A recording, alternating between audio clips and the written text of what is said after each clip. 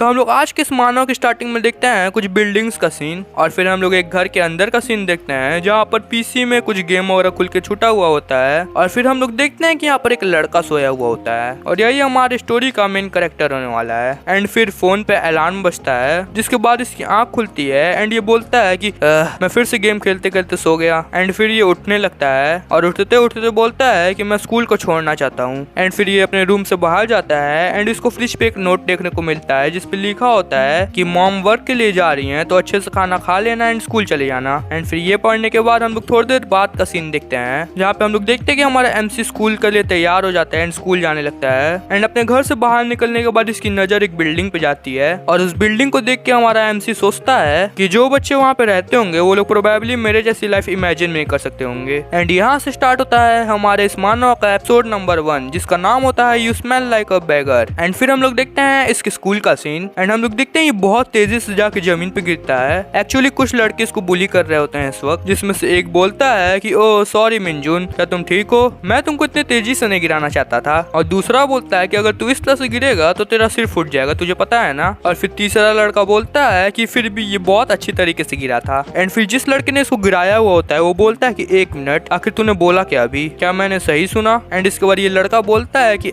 ये कमीना मिंजुन। और इस लड़के का नाम होता है पार्क सियोंग बिन और ये 18 साल का है और ये भी मिंजुन के स्कूल में पढ़ता है और मिंजुन के क्लास में ही पढ़ता है। एंड फिर ये हमारे एमसी से बोलता है कि अगर मैं तुझ पे थोड़ी सी भी नरमी बरत रहा हूँ तो इसका मतलब ये नहीं कि तू मेरे साथ थोड़ा सा भी बोल्ड हो जाएगा। एंड फिर यहाँ पे एक लड़की आती है जो बोलती है अरे यार यहाँ हॉलवे में बहुत ज्यादा शोर हो रहा है। एंड फिर ये लड़की बोलती है कि तुम लोग कितने घटिया लोग हो। और पार्क सियोंगबिन, मैंने तुम्हें बोला था ना कि लूजर्स को बुली मत किया करो। जिसकी बात सुन के ये जो बुली होता है सियोंगबिन, ये बोलता है कि ओ मैं सोच ही रहा था कि ये है कौन और ये तो हमारी हान याना है। फिर ये लड़की बोलती है कि एक तरफ ये लूजर और दूसरी तरफ ये कमीना पार्क सियोंगबिन जो कि बच्चों को बुली कर रहा है। एंड फिर हम लोग देखते हैं कि इस लड़की का नाम है हान याना और ये भी 18 साल की है और ये भी हमारे एमसी के क्लास में पढ़ती है। और बाय द वे हमारे एमसी का नाम मिंजुन है, तो जब मैं मिंजुन मिंजुन बोली तो तुम लोग कंफ्यूज मत हो जाना कि मैं किसकी बात कर रहा हूँ। एंड फिर ये लड़की बोलती है कि तुम लोग सीरियसली डिस्कस्टिंग हो, तो इसलिए मेरे सामने ये सब घटिया चीजें करना बंद करो और ये स्कूल की वाइब बिगाड़ना भी बंद करो। जिसकी बात सुन के ये जो बुली होता है सियोंगबिन, ये बोलता है कि हे बुलिंग, कैसी बुलिंग? मिंजुन तो हमारा दोस्त है, हम तो सिर्फ साथ में खेल रहे हैं। जिसकी बात सुन के ये लड़की बोलती है कि अगर तुमको खेलना ही है तो कहीं और जाके खेलो, हॉलवे में मत खेलो। फिर ये बोली बोलता है कि देखो तो ये बोल भी कौन रहा है, मिंजुन जिसको सबसे ज्यादा हेट करता है वो तुम ही हो हानिया, ना बोलो मत। और इसकी ये बात सुन के ये लड़की बोलती है कि मैं इसको मारती नहीं हूँ, ठीक है, मैं सिर्फ इसको इग्नोर करती हूँ। जिसको सुन के ये बुली कहता है कि सेम है लेकिन डिफरेंस भी है, मतलब ये दोनों आपस में बहस कर रहे होते हैं यहाँ पे। एंड फिर हम लोग देखते हैं हमारे एमसी यानी कि मिंजुन के पर्सपेक्टिव से, जहाँ पे मिंजुन नरेट करते हुए बोलता है कि हाँ ना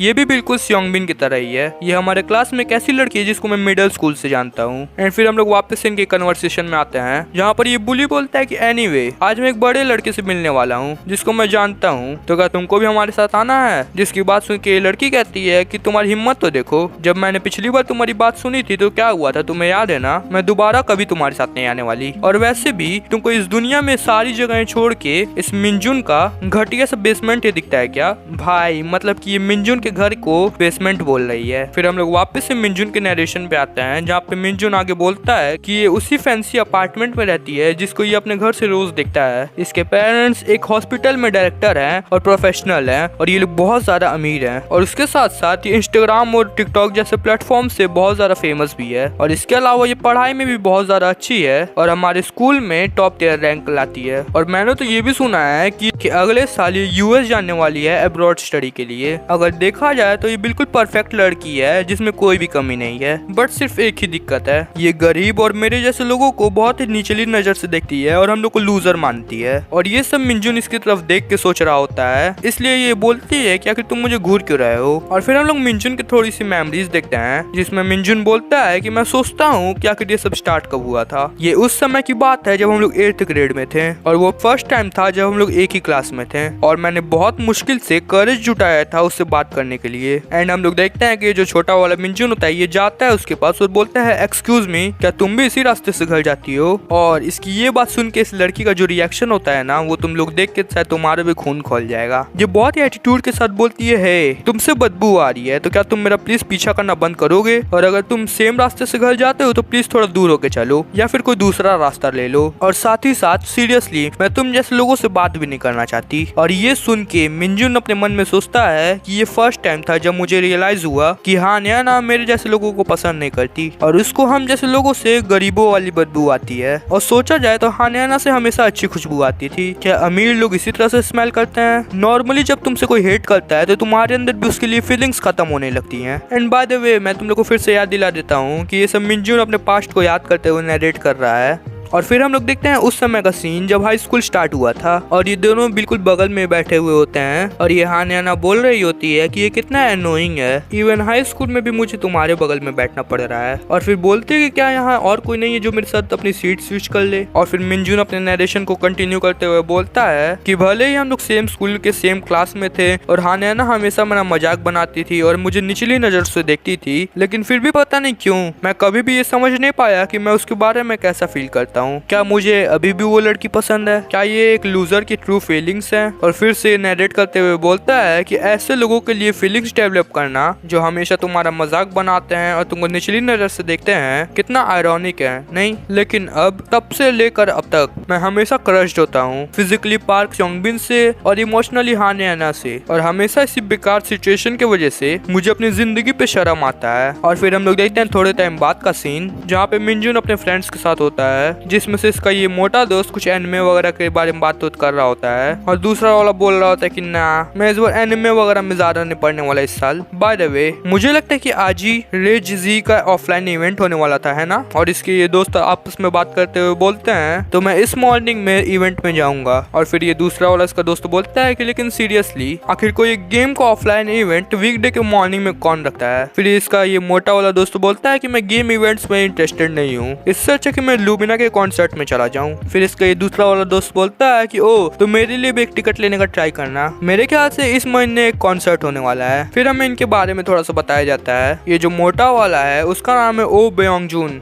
और ये भी 18 साल का ही है और ये भी सेकेंड ईयर में है, लेकिन ये क्लास 5 में है। और फिर ये जो पतला वाला है इसका नाम है बे सुनहो और ये भी 18 साल का ही है और ये भी सेकेंड ईयर में है, लेकिन ये क्लास 6 में है। फिर मिनजुन इन दोनों को देख के सोचता है कि सुनहो और बेयोंगजून दोनों ही मुझसे अलग क्लासेस में है, मेरे सिर्फ यही दोस्त हैं जो कि मेरे जैसे हैं, लेकिन ये लोग अच्छे क्लासेस में चले गए हैं जिसकी वजह से इनको कोई बुली नहीं करता है। और इसका एक दोस्त बोलता है कि मिनजुन क्या तुम हमारे साथ आना चाहोगे लुमिना के कॉन्सर्ट में? लेकिन मिनजुन इसकी बात नहीं सुन रहा होता, ये अपने मन में सोचे जा रहा होता है कि ये लोग सच में बहुत ज्यादा लकी हैं, ये लोग सच में गुड लक के साथ पैदा हुए हैं। और वो लोग अभी भी बोले जा रहे होते हैं जुंग मिनजुन, लेकिन ये अभी भी नहीं सुन रहा होता है, ये अभी भी अपने ख्यालों की दुनिया में डूबा हुआ होता है और अपने मन में सोचता है कि मुझे लगता है कि मैं ही हूँ सिर्फ जो इतने घटिया लाइफ के साथ पैदा हुआ है। और फिर इसका दोस्त चिल्ला के बोलता है हे मिनजुन, और फिर जैसे ये चिल्लाता है ये मिनजुन डर जाता है और बोलते हैं हाँ। और फिर इसका दोस्त बोलता है कि तुम हमारे साथ लुमिना के कॉन्सर्ट में आ रहे हो या नहीं, हम लोग टिकट्स लेने का ट्राई करने वाले हैं। और उसकी ये बात सुन के मिनजुन कहता है कि नहीं मुझे नहीं आना, अब से मुझे आइडल से फर्क नहीं पड़ता है। जिसका ये बात सुन के ये मोटा वाला लड़का कहता है कि क्या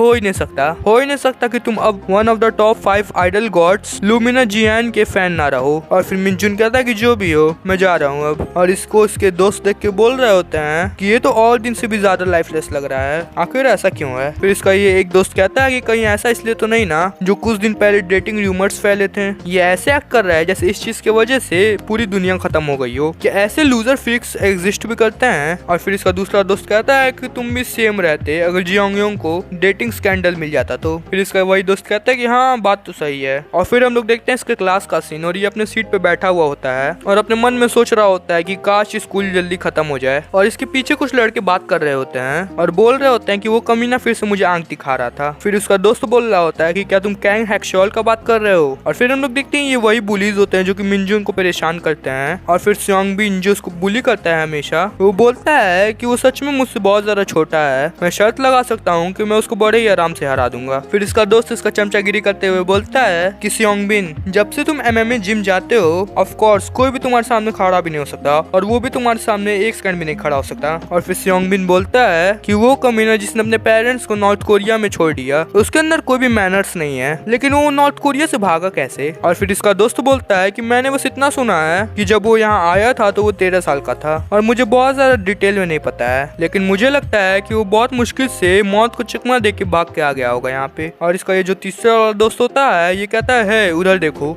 और हम लोग देखते हैं वही लड़का जिसके बारे में ये लोग बात कर रहे होते हैं वो इनकी बातें सुन लेता है और बोलता बोलता है कि आखिर तुमने अभी बोला क्या। और ये है कैंग हेक्शियोल और ये भी 18 साल का ही है और ये भी सेकेंड ईयर में ही है और ये क्लास 8 में है। और इसको देख के जो स्योंगबिन होता है वो बोलता है कि क्या भी कमीने, तुझे कोई दिक्कत है क्या, और आके इसका कॉलर पकड़ लेता है। और ये जो बंदा होता है हेक्शियोल वो बोलता है कि अपनी जवान संभाल। और फिर ये जो स्योंगबिन होता है वो इसको गाली देता है और ये लोग फाइट करने वाले होते हैं, लेकिन तभी इसके फ्रेंड्स वगैरह इसको छुड़ाने लगते हैं और बोलते हैं कि हे जाने भी दो। और इसका दूसरा दोस्त बोलता है कि स्योंगबिन ये तुमने स्टार्ट किया था तो मुझे लगता है कि तुमको माफी मांग लेनी चाहिए हेक्शियोल से। और फिर ये जो स्योंगबिन होता है ये इससे बोलता है कि तू साउथ कोरिया आया है तो यहाँ पे शांति से रह और अगर तुझे मरना नहीं है तो बस तू शांति से स्कूल आया कर। और इतना बोल के ये जाने लगता है और ये सब मिनजुन देख रहा होता है अपनी सीट पर से, जिसके बाद ये अपने मन में सोचता है कि ये घटिया क्लास और घटिया स्कूल। और फिर हम लोग देखते हैं दोपहर का सीन और इसके स्कूल की छुट्टी हो चुकी होती है और मिनजुन अपने घर जा रहा होता है और अपने मन में सोच रहा होता है कि हाँ मैं कल अपना ये घटिया स्कूल छोड़ दूंगा, ये मेरे इस बकवास जिंदगी में हैप्पीनेस लाने का शॉर्टकट है। और फिर चलते हुए अपने मन में सोचता है कि कल से मैं इस स्कूल में नहीं आऊंगा। और ये चल ही रहा होता है तभी इसको कोई बोलता है हे, और ये और कोई नहीं इसका बुलीज होते हैं स्योंगबिन। और स्योंगबिन इससे बोलता है कि तू बिल्कुल सही टाइम पे आया है, मैं सिगरेट्स खरीदने की ट्राई कर रहा हूँ, क्या तू मेरी मदद करेगा। और बोलता है कि उन ग्रैंडमा के पास जा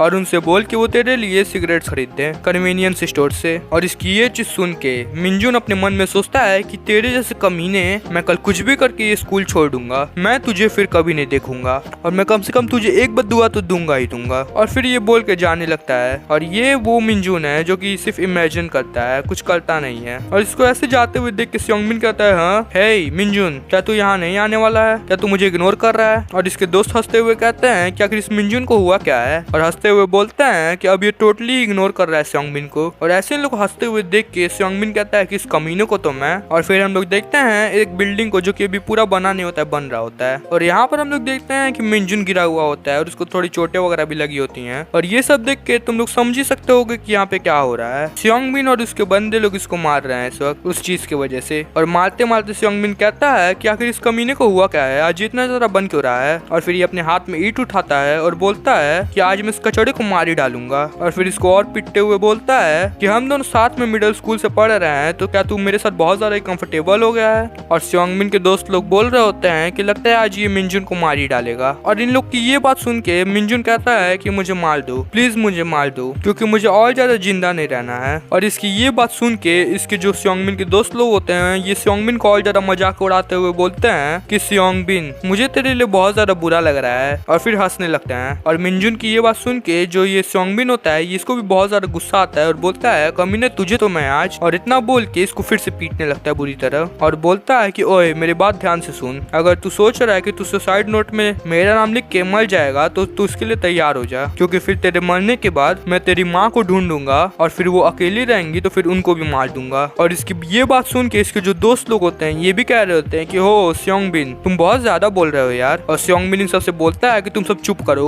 और चलो अब यहाँ से। और फिर ये लोग चले जाते हैं और हम लोग देखते हैं कि मिनजुन अभी भी गिरा हुआ ही होता है यहाँ पे। और फिर हम लोग देखते हैं थोड़े शाम का सीन और मिनजुन यहाँ पे अकेले फिर से घर जा रहा है गलियों के अंदर से, और जाते जाते बोल रहा होता है कि मैं चाहता हूँ कि पूरी दुनिया कल खत्म हो जाए। और फिर सीढ़ी चढ़ते चढ़ते इसकी नजर जाती है उसी बड़े वाली बिल्डिंग पे और बोलता है कि क्या ये बेटर नहीं होगा कि मैं मर जाऊं, अगर मैं उतनी ऊंचाई से गिरा तो सब कुछ खत्म हो जाएगा। और फिर ये उस बिल्डिंग की तरफ जाते हुए सोचता है कि अब मुझे और कुछ नहीं चाहिए, मेरे पास अब ऐसा और कोई रीजन नहीं है कि मैं ये घटिया जिंदगी जीऊं और ज्यादा। और ये उस बिल्डिंग के पास जा ही रहा होता है लेकिन तभी इसको पीछे से आवाज आती है हे, और ये और कोई नहीं हाँ नैना होती है और वो इससे बोलती है क्या कि तुम यहाँ क्या कर रहे हो, यहाँ तो तुम्हारा घर भी नहीं है ना, आखिर तुम हमारे अपार्टमेंट कॉम्प्लेक्स के पास क्या कर रहे हो। देख के ऐसा तो नहीं लगता कि तुम यहाँ पे कुछ डिलीवर वगैरह करने आए हो, कहीं तुम यहाँ पे कुछ चुराने तो नहीं आए हो हाँ। और इसकी ये बात सुन के मिनजुन बोलता है कि हाँ तुम सही कह रही हो, मुझे ऐसी जगहों पे नहीं रहना चाहिए जहाँ पे तुम्हारे जैसे लोग रहते हो। मैं यहाँ पे सब कुछ खत्म करने के लिए आया था, यहाँ पे तुम्हारे अपार्टमेंट के ऊपर से मरने के लिए। और इसकी ये बात सुन के ये जो हाँ नैना होती है वो बोलते है कि हे तुम्हारे फेस को क्या हुआ, क्या किसी ने तुम्हें मारा है। और यहाँ पे मिनजुन कुछ नहीं बोल रहा होता है और फिर ये हाँ नैना बोलती है कि मुझे तुम जैसे लोगों को देख के बहुत ज्यादा गुस्सा आता है, अगर स्योंगबिन जैसे लोग तुमको बुली करते हैं तो तुम लोग फाइट बैक क्यों नहीं करते हो, इतना ज्यादा मार खाने के बाद भी तुम अपने लिए एक भी बार खड़े होने की कोशिश नहीं करते हो, इतना ज्यादा मार खाने के बाद भी तुम जैसे लोगों को देख के मुझे सिर्फ दया आता है, वैसे भी तुम किसी चीज में अच्छे नहीं हो तो क्या तुम सिर्फ फाइट बैक करने की हिम्मत नहीं कर सकते हो, अगर तुम ऐसे जीते रहते हो क्या तुम्हारी लाइफ और ज्यादा बकवास नहीं होती जाएगी। और इसकी ये सब बात सुन के मिनजुन वापस घूम के अपने घर जाने लगता है और उसको इस तरह से जाते हुए देख के हाँ नैना बोलती है कि व्हाट द हेक तुम फिर से जा रहे हो ऐसे बात को छोड़ के? आखिर में तुम मुझे फिर से इग्नोर कर रहे हो? हाँ। और चिल्ला के बोलती कि हे तुमको सुनाई नहीं दे रहा है क्या, मैं तुमसे बात कर रही हूँ। और फिर इसको देख के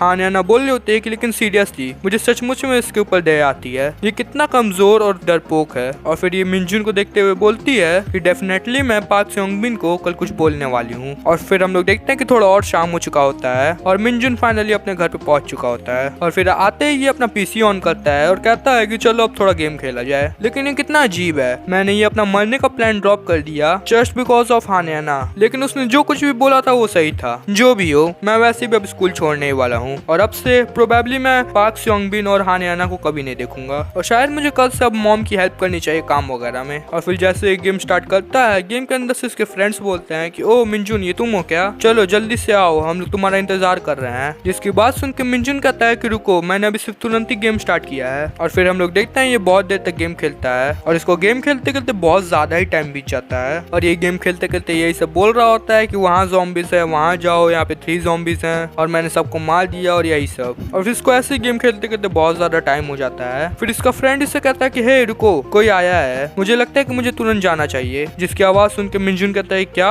इतने अचानक से, थोड़ी देर रुक जाओ हम लोग ये वाला राउंड फिनिश कर देते हैं उसके बाद चले जाना, वैसे भी सिर्फ 10 मिनट का ही गेम है। और तभी इसका दूसरा फ्रेंड भी कहता है कि मिनजुन मुझे लगता है कि मुझे भी जाना होगा। और इसकी बात सुन के भी मिनजुन कहता है क्या ब्योंगजिंग तुमको भी? और फिर मिनजुन कहता है कि आखिर टाइम क्या हो रहा है? और फिर ये टाइम देखता है और 10 बज चुके होते हैं। जिसको देख के मिनजुन कहता है क्या इतना ज्यादा लेट हो गया हमें गेम खेलते खेलते? और तभी इसका फ्रेंड कहता है कि हे तुम लोगों ने अभी न्यूज देखा क्या, यहाँ पे पूरा केओस मचा हुआ है। जिसको सुन के मिनजुन कहता है क्या कैसी न्यूज? और तभी इसके दरवाजे पे कोई नॉक करता है बहुत जोर से। जिसको सुन के मिनजुन कहता है कि आखिर चल क्या रहा है? और मिनजुन अपने रूम से बाहर आता है और इसके दरवाजे पे लगातार कोई बहुत जोरों से नॉक करे जा रहा होता है। तो ये मिनजुन कहता है कि आखिर ये चल क्या रहा है, आखिर तुम हो कौन? और जो भी होता है वो लगातार सिर्फ नॉक किए जा रहा होता है, कुछ बोल नहीं रहा होता है। और ये मिनजुन कहता है कि आखिर कितना डरावना, इतने रात को कोई मेरे दरवाजे पे इतना जोर जोर से नॉक कर रहा है। और फिर ये डोर पर से देखता है कि आखिर कौन है और ये देखता है कि बाहर कोई आदमी खड़ा हुआ होता है जो कि बोल रहा होता है कि हेल्प मी। जिसको देख के मिनजुन कहता है कि अरे ये तो हमारे ऊपर रहने वाला नेबर है। और इसका जो नेबर होता है वो अभी भी बोले जा रहा होता है कि दरवाजा खोलो। और ये चीजें काफी दर्द वाले आवाज में कहता है, जिसकी वजह से मिनजुन कहता है कि आखिर चल कर रहा है, कहीं फिर से डिलीवरी वाले ने गलत फ्लोर पे तो नहीं ना डिलीवरी कर दी। और फिर हम लोग देखते हैं बाहर का सीन, जो इसका नेबर होता है इससे पूरा ब्लड निकल रहा होता है और ये जहाँ से सीढ़ी पर से आया होता है वो पूरा ब्लड ही ब्लड होता है। और ये सब चीज मिनजुन को नहीं पता होता है, तो वो अभी भी बोले जा रहा होता है कि लगता है ये नशे में है फिर से। और ये दरवाजा खोल देता है और हमारे आज के चैप्टर की शुरुआत यहीं से होती है। हम लोग देखते हैं कि मिनजुन जैसे ही दरवाजा खोलता है वो बाहर देख के हैरान हो जाता है, क्योंकि उसके अंकल को देख के लग रहा होता है कि वो होश में नहीं है और उनके पेट से भी खून निकल रहा होता है। जिसको देखकर मिनजुन कहता है अजूशी क्या आप ठीक हैं? और अजूशी इस अंकल का नाम है। और फिर मिनजुन कहता है कि क्या मैं 199 पे कॉल करूं? और इसके ऐसा बोलते ये जो अंकल होता है वो बहुत जोर से चिल्लाता है और फिर मिनजुन के ऊपर अटैक कर देता है उसको काटने के लिए। और ये मिनजुन को बस काटने वाला होता है। जिसको देख के मिनजुन कहता है कि अजूशी आप अचानक से ऐसा क्यों कर रहे हैं? और वो उनको रुकने के लिए कहता है लेकिन वो नहीं रुक रहे होते हैं, इसलिए मिनजुन इसके पेट पे एक बहुत जोर का लात मारता है जिससे वो नीचे गिर जाता है। और मिनजुन जल्दी से दरवाजा बंद कर लेता है वापिस। और फिर वो दरवाजे को बंद करने के बाद दरवाजे के पीछे खड़ा होकर हाफने लगता है बहुत जोर से और अभी उसकी पूरी बॉडी कांप रही होती है। और वो हाफते हाफते बोलता है कि आखिर वो था क्या?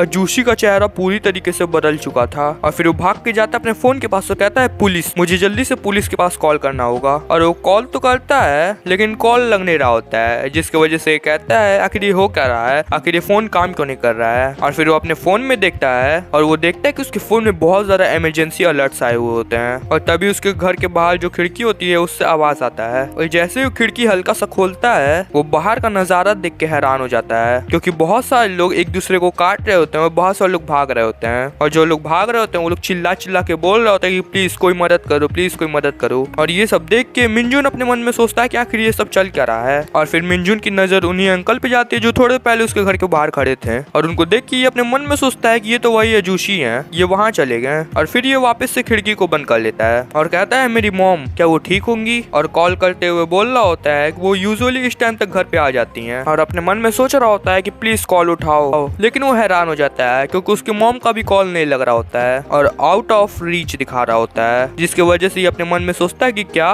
मेरी मॉम का फोन भी आउट ऑफ रीच बता रहा है। और फिर हम लोग देखते हैं थोड़ी देर बाद का सीन, ये अपने घर की लाइट को बंद कर लेता है और अपने रूम में कॉर्नर में एक जगह पे बैठ जाता है चादर ओढ़ के। और ये अभी भी डर की वजह से कांप ही रहा होता है और कांपते कांपते अपना फोन देख रहा होता है और अपना फोन देखते देखते बोल रहा होता है कि इंटरनेट और कुछ भी नहीं चल रहा है। फिर वो टीवी चालू करने लगता है और टीवी पे न्यूज लगाता है और न्यूज देखते देखते बोलता है कि यही अच्छा होगा कि मैं वॉल्यूम थोड़ा कम रखूं, नहीं तो कोई सुन लेगा बाहर से। और न्यूज में जो एंकर होता है वो बता रहा होता है कि किसी अननोन रीजन की वजह से सिविलियंस एक दूसरे पे अटैक कर रहे हैं और एक दूसरे का बहुत ही ज्यादा ब्रूटली मर्डर कर रहे हैं और गवर्नमेंट इसको एक्ट ऑफ इंडिस्क्रिमिनेट टेररिज्म के तहत ट्रीट कर रही है और इसके ऊपर अभी भी इन्वेस्टिगेशन चल रही है कि इन सबके पीछे रिस्पॉन्सिबल कौन है और अभी तक कोई भी स्पेसिफिक इंफॉर्मेशन रिलीज नहीं हुई है। हाँ, मैं फिर से रिपीट करता हूँ, अभी का सिचुएशन एक्सट्रीमली सीरियस है और ये सब देख के मिंजुन बोल रहा होता है क्या टेररिज्म, कुछ बहुत बुरा हो रहा है। और फिर से हम लोग को न्यूज में से एंकर की आवाज आती है जो कि बोल रहा होता है कि अगर पॉसिबल हो तो अपने घर में ही रहें और अपने विंडोज और दरवाजों को लॉक कर दें और बाहर के लोगों से कांटेक्ट पूरी तरीके से अवॉइड करें। और फिर न्यूज एंकर बताता है कि यहाँ पर हमारे पास एक बहुत बड़ी ब्रेकिंग अपडेट है और बताता है कि अब बुसान में भी लोग एक दूसरे को मार रहे हैं, ऐसी रिपोर्ट्स आ रही हैं। और हम लोग देखते हैं वही लोगों को जो एक दूसरे को काट रहे होते हैं और मिंजुन ध्यान से देखता है उसके शक्ल की तरफ जो कि उसको बहुत ज्यादा ब्रूटली काट रहा होता है। और फिर न्यूज एंकर बोलता है कि हमें सिमिलर रिपोर्ट्स शियोल जैसे मेजर सिटीज से भी आ रही है और बुसान और इंशियोन से भी और साथ ही साथ छोटे टाउन से भी और पुलिस और मिलिट्री फोर्सेस को डिप्लॉयड कर दिया गया है, लेकिन सिचुएशन अभी भी कंट्रोल के बाहर ही है। और ये सब देख के मिंजुन कह रहा होता है कि ये तो पागलपन है, ये सिर्फ टेररिज्म नहीं है और बोलता है कि प्लीज ये मत बोलना कि ये वो है जो मैं सोच रहा हूँ, क्या ये ज़ॉम्बीज हैं, क्या मैं सपना देख रहा हूँ, क्या ये सब इतना जल्दी हो रहा है, शियोल से लेकर बुसान तक, वो भी सिर्फ एक दिन में, लेकिन क्यों,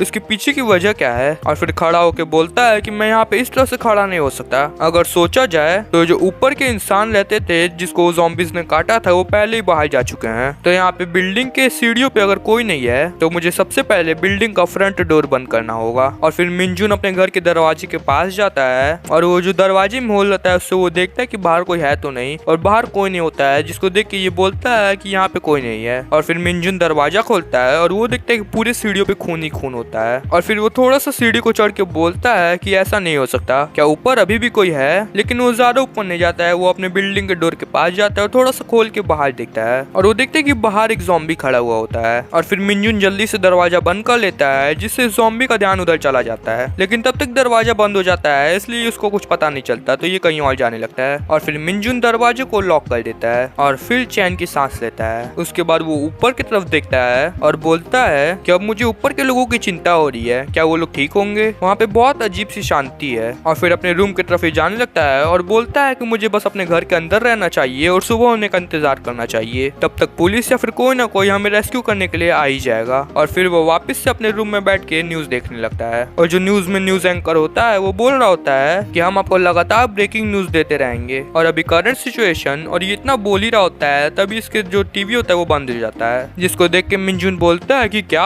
अब ब्रॉडकास्ट भी कट ऑफ हो गया। और अभी भी इसके घर के बाहर से आवाजें आ ही रही होती है तो मिंजुन सोने लगता है और सोने की कोशिश करते हुए मिंजुन बोल रहा होता है कि मैं सो नहीं पा रहा हूँ और सबसे जरूरी ये बहुत ज्यादा स्ट्रेंज फील हो रहा है। और फिर कल वाली चीज सोचते हुए बोलता है कि अभी कल तक ही मैं अपनी जिंदगी को खत्म करना चाहता था मेरे इस बकवास से लाइफ की वजह से, और मुझे लगता था कि ये और ज्यादा बेटर होगा कि ये दुनिया ही खत्म हो जाए, और अब सच में ऐसा हो रहा है, लेकिन मैं अब डेस्परेटली सरवाइव करने की कोशिश कर रहा हूँ। और फिर बोलता है कि शायद ये पहले से कुछ ज्यादा अलग नहीं है, चाहे हम बात पहले की करें या फिर अभी की करें, ये अभी भी हेल जैसा ही है मेरे लिए। और फिर मिंजुन सो जाता है और फिर हम लोग अगले दिन का सीन देखते हैं। यहाँ पे सुबह हो चुकी होती है और मिंजुन के घर के सामने बहुत ज्यादा हंगामा हो रखा होता है, अभी भी यहाँ पे पूरे ज़ॉम्बीज घूम रहे होते हैं और यहाँ पे एम्बुलेंस वगैरह भी पलट रखी होती है। और हम लोग देखते हैं कि यहाँ पे थोड़ा सा डोर ओपन होता है मिंजुन के बिल्डिंग का, और हम देखते हैं ये और कोई नहीं मिंजुन ही है जो कि अपने बिल्डिंग का डोर थोड़ा सा ओपन करके बाहर का नजारा देख रहा है। और वो बाहर देखता है कि हर तरफ कोई ना कोई मरा हुआ है या फिर ज़ॉम्बी इधर उधर भाग रहे हैं और चारों ओर खून ही खून है। और ये सब देख के मिंजुन अपने मन में सोच रहा होता है कि ये हवा अच्छी फील नहीं हो रही है, इसमें खून की महक है। इस एटमॉस्फेयर को देखते हुए मैं बता सकता हूँ कि बाहर जाना सुसाइड करने जैसा होगा। और इतना बोल के वो अपने बिल्डिंग का दरवाजा बंद कर लेता है और फिर अंदर से भी लॉक कर देता है और फिर दरवाजे को पकड़ के खड़ा रहता है और फिर वो वापस अपने रूम में चला जाता है। और फिर हम लोग देखते हैं कि यहाँ पे बहुत सारा खाना वगैरह होता है और ये सब देख के मिंजुन बोल रहा होता है कि चलो देखते हैं मेरे पास अभी 8 कप रामेन है और 6 कप नूडल्स हैं, और अगर इंस्टेंट राइस को भी मिलाया जाए और अनकुक्ड राइस को भी मिलाया जाए तो मेरे पास 2 हफ्ते भर का खाना है एक पर्सन के लिए, और थोड़े बहुत साइड डिशेस हैं, और मेरे पास 3 बॉटल पानी है, और हमारे घर में अभी भी पानी आ रहा है, तो मैं जितना हो सके उतना पानी कलेक्ट करूंगा। और लकीली गैस भी अभी भी काम कर रहा है। तो अगर अभी मैं इमरजेंसी फूड सप्लाई को देखूं तो मुझे लगता है कि मैं लगभग 1 महीने तक इस घर में सरवाइव कर सकता हूँ बिना बाहर निकले, और 1 महीने में कोई ना कोई तो मेरे हेल्प के लिए आ ही जाएगा। और फिर अपने फोन को देखते हुए बोल रहा होता है कि मुझे अभी भी होप है कि मेरी मॉम सही होंगी, और फोन का नेटवर्क कम्प्लीटली जा चुका है, जिसकी वजह से मैं 911 या फिर किसी और को भी कॉल नहीं कर सकता। और इसके अलावा अगर मैं बिल्डिंग के अंदर का सोचूं तो बिल्डिंग में यहाँ पे टोटल 5 हाउस होल्ड्स हैं। मेरे घर के रहने वाले अजूशी पहले ही उनमें से एक बन चुके हैं, और उनके वाले फ्लोर के भी ऊपर वाले फ्लोर में एक बूढ़े से कपल्स रहते थे, और अजूमा भी। मैं सोच रहा हूँ कि क्या वो लोग अभी भी यहाँ होंगे। और इसको कुछ याद आता है, जिसको सोच के ये बोलता है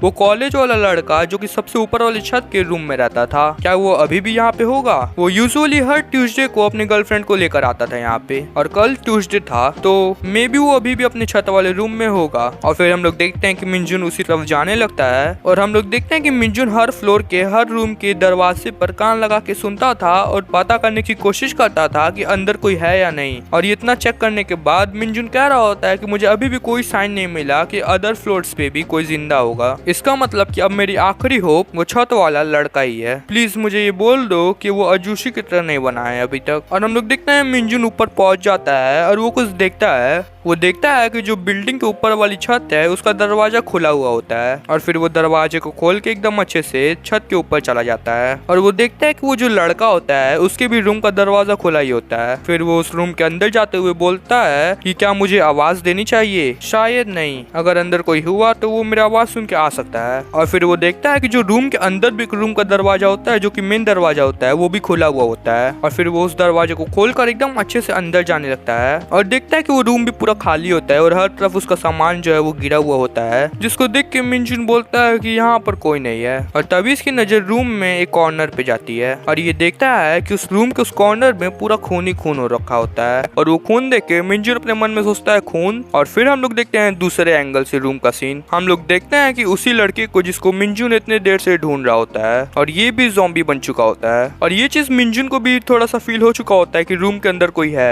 जिसके वजह से इसका पैर कांपने लगता है डर की वजह से। और फिर मिंजुन बाहर जाने लगता है धीरे से और बोलता है कि मैं धीरे धीरे करके बाहर आ जाता हूँ, उसको पता नहीं चलना चाहिए कि मैं यहाँ पर हूँ। लेकिन तभी मिंजुन का हाथ एक गमले पे टकरा जाता है जो कि टेबल पे रखा था, और वो टेबल नीचे गिर के फूट जाता है और शोर हो जाता है, जिसके वजह से मिंजुन कहता है फक और तुरंत ही जल्दी से भागने लगता है। लेकिन भागते वक्त उसका पैर फंस जाता है आपस में और वो गिर जाता है। और तभी वो देखता है कि वो ज़ॉम्बी इसी की तरफ आ रहा होता है दौड़ते हुए, और ये बिल्कुल इसके पास आ चुका होता है, इसको काटने वाला होता है। और यहाँ से शुरू होता है हमारा चैप्टर नंबर 3, जिसका नाम है व्हाई आर यू हियर। हम लोग देखते हैं वो ज़ॉम्बी मिंजुन को काटने वाला ही होता है, लेकिन मिंजुन नीचे झुक जाता है, जिसकी वजह से वो ज़ॉम्बी जाके टेरेस के एकदम किनारे पहुंच जाता है। और तभी मिंजुन उसका पैर उठा के उसको गिरा देता है नीचे, और वो ज़ॉम्बी नीचे गिरने लगता है। और फिर मिंजुन भी पीछे देखता है और फिर उसको रियलाइज होता है कि उसने अभी क्या किया। और फिर वो हैरान होकर नीचे गिर जाता है और बोलता है वो गिर गया। और जल्दी से वो टेरेस का दरवाजा खोलता है और नीचे की ओर भागने लगता है, और भागकर जल्दी से अपने अपार्टमेंट में आ जाता है। और ये बहुत जोर से दौड़ के आया हुआ होता है, इसलिए हाँफ रहा होता है, और इसका शरीर अभी भी पूरा कांप रहा होता है। और वो ऐसे ही कांपते कांपते बोलता है वो छत वाले भैया वो अभी मर गए होंगे, और ये मैंने किया, मैंने अभी किसी को मार दिया। और फिर ये खुद को शांत करते हुए बोलता है नहीं नहीं नहीं, इसमें मेरी कोई गलती नहीं थी, उन्होंने मुझ पे पहले अटैक किया था। और फिर हम लोग देखते हैं शाम का सीन।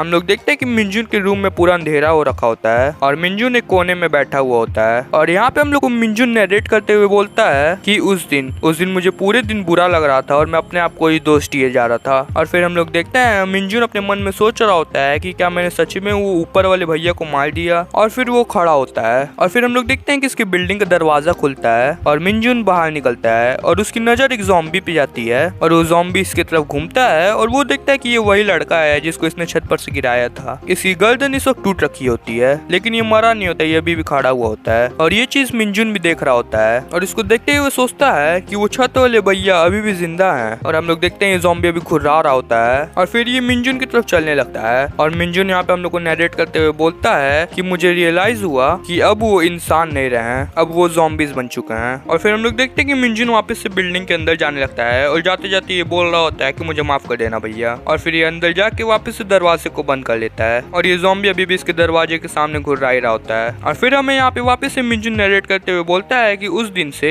मुझे इन्फेक्टेड लोगों से डर लगना बंद हो गया। और फिर हम लोग देखते हैं अगले दिन का सीन और ये तीसरा दिन होता है ज़ॉम्बी अपोकलिप्स फैले हुए। हम लोग यहाँ पे थोड़ा सा खाना वगैरह देखते हैं और हम लोग देखते हैं कि मिंजुन ही होता है ये जो खाना खा रहा होता है और खाते खाते बोल रहा होता है कि जब तक गैस कट ऑफ नहीं होता तब तक मैं ये सब खा सकता हूँ। और मैं सोच रहा हूँ कि ये गैस कब तक कट ऑफ होगा, क्या ये सच में सही होगा इस बेसमेंट में वेट करना जब तक हेल्प नहीं आता। एक टाइम के बाद वैसे भी खाना खत्म हो ही जाएगा। जब से वो छत वाले भैया ज़ॉम्बी बन के बाहर आए हैं और मैंने उनको नीचे गिराया था उसके बाद से मुझे नहीं लगता कि अब इस बिल्डिंग में और कोई भी ज़ॉम्बी बचा है। क्या मुझे वापस से छत पे जाना चाहिए हेल्प के लिए रिक्वेस्ट करने के लिए? मुझे छत पे आग जलाना होगा लोगों को सिग्नल देने के लिए कि मैं यहाँ पर अभी भी हूँ। मुझे लगता है कि मुझे कल बाहर जाना ही होगा, पता नहीं क्यों लेकिन मुझे अब डर लगना कम हो गया है। शायद ऐसा इसलिए क्योंकि कुछ दिन पहले ही मैं अपनी लाइफ खत्म करने के लिए अपने आप को प्रिपेयर कर लिया था, या फिर ऐसा भी हो सकता है जो मैंने कल एक्सपीरियंस किया उसके वजह से, या फिर जो परसों एक्सपीरियंस किया उसके वजह से ऐसा हो रहा हो। मैं श्योर नहीं हूँ लेकिन अब वो ज़ॉम्बी जैसे लोग मुझे अलग से डरा नहीं सकते हैं। और फिर हम लोग देखते हैं कि मिंजुन यहाँ पे कुछ देख के हैरान हो जाता है क्योंकि उसके फोन पे अभी कॉल आ जाता है और ये और कोई नहीं मिंजुन की मॉम होती है। मिंजुन जल्दी से कॉल उठाता है और बोलता है हेलो मॉम, और वहाँ से उसकी मॉम बोलती है मिंजुन तुम कहाँ हो, क्या तुम ठीक हो? तो फिर मिंजुन बताता है कि वो घर में अकेले छुपा हुआ है अभी और पूछता है कि आप कहाँ हैं, जिसके जवाब में उसकी मॉम बताती हैं कि जब वो परसों ज़ॉम्बीज से भाग रही थी तब वो मिलिट्री से मिली थी और करंटली वो शियोंग नाम के शेल्टर में है और बोलते हैं कि तुम मेरी चिंता मत करो, तुम घर में हो तो तुम घर से बाहर मत जाना, मैं रेस्क्यू टीम को बोलूंगी शियोल में जाके हमारे एरिया में जाके तुमको रेस्क्यू करने के लिए। और वो इतना बोल ही रही होती है तभी वापस सिग्नल जाने लगता है जिसकी वजह से मिंजुन कहता है मॉम मॉम और फिर बोलता है कि अरे यार ये फिर से चला गया। फिर भी मुझे सुन के खुशी हुई कि मॉम सेफ है। और फिर वो देखता है कि उसके फोन में बहुत ही ज्यादा मैसेजेस आने लगते हैं और ये लोग और कोई नहीं इसके दोस्त होते हैं सुनो और ब्योंगजुन, जिसको देख के ये कहता है कि क्या ये लोग भी सेफ हैं और ये लोग मैसेज पे बात वगैरह कर रहे होते हैं जल्दी जल्दी। और भाई ये लोग ऐसे सिचुएशन में भी ऐसे फालतू की बातें कर रहे हैं जिसको देख के मिंजुन भी कहता है कि सीरियसली ये लोग ऐसे सिचुएशन में भी एक दूसरे को जोक से सुना रहे हैं। फिर मिंजुन कहता है कि सुनो और ब्योंगजुन बहुत ही ज्यादा पास रहते हैं तो ये लोग एक दूसरे की मदद कर सकते हैं, लेकिन इस सिचुएशन में अभी तक मुझे सिर्फ मॉम सुनो और ब्योंगजुन ने कांटेक्ट किया। और फिर हम लोग देखते हैं कि मिंजुन हानयाना के बारे में सोच रहा होता है और बोलता है कि मैं जितने भी लोगों को जानता हूँ उनमें सबसे ज्यादा करीब हानयाना का ही घर है। अब अगर मैं इसके बारे में सोचूं तो वो पिछले साल यहाँ पे आई थी। फिर हम लोग थोड़ा सा पास्ट का सीन देखते हैं। हम लोग देखते हैं जो मिंजुन के बुलीज होते हैं वो सब मिंजुन के घर आए हुए होते हैं और ड्रिंक वगैरह कर रहे होते हैं और सिगरेट्स वगैरह पीते हुए भी फालतू की बातें कर रहे होते हैं। और इनमें से एक बोलता है कि अरे यार मैं सीरियस हूँ, हानयाना ने तुमको इंस्टेक पे देखा और तुमसे मिलवाने के लिए मुझे कहा। और ये बोल के ये हंसने लगता है। और फिर ये दूसरा लड़का बोलता है कि सच में क्या उसको नहीं पता कि मेरी गर्लफ्रेंड है? और फिर तीसरा लड़का बोलता है कि हाँ। और फिर एक लड़का बोलता है कि हे क्या तुमको सच में लगता है कि हानयाना यहाँ पे आएगी? और दूसरा लड़का बोलता है कि हाँ वो यूजुअली बहुत ज्यादा बिजी होती है। और फिर तीसरा लड़का बोलता है कि अरे यार चलो भी, मैंने उसको बोला था कि बिना हेजिटेशन के वो आए, उसको तो ये भी नहीं पता हुआ कि ये मिंजुन का घर है। और फिर दूसरा वाला लड़का बोलता है कि अगर वो सच में यहाँ पे आ रही है तो इसका मतलब कि हानयाना को बॉयफ्रेंड बनाना है। और फिर ये हंसने लगता है।